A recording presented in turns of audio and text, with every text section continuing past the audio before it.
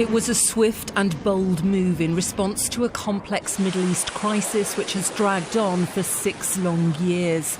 A barrage of American cruise missiles directed at a Syrian airbase after an alleged chemical attack by Syria's president against his own people just 2 days earlier. Tonight I ordered a targeted military strike on the airfield in Syria from where the chemical attack was launched. It is in this vital national security interest of the United States to prevent and deter the spread and use of deadly chemical weapons.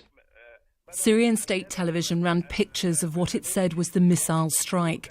It has denied carrying out a chemical attack, suggesting it could have hit a rebel stockpile of chemicals during an airstrike. Syria has condemned what it says are its efforts to thwart terrorism in its own country.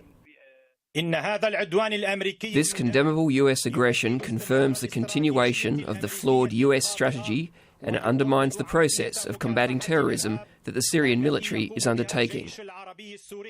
59 Tomahawk cruise missiles were fired from 2 US warships in the eastern Mediterranean towards the Shirat airbase in Homs province, which is around 100 kilometres from Khan Shaykhun, the scene of the alleged attack.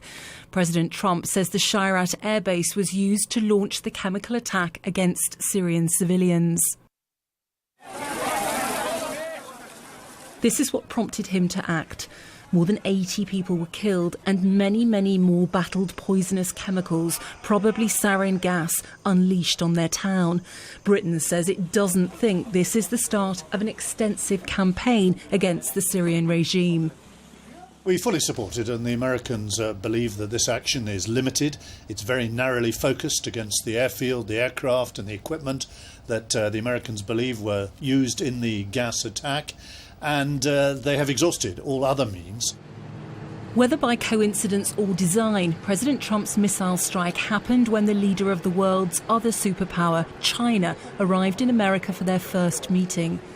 The strike leaves Donald Trump looking, at the very least, decisive in front of Xi Jinping, who has the power to influence another nation threatening global stability, North Korea.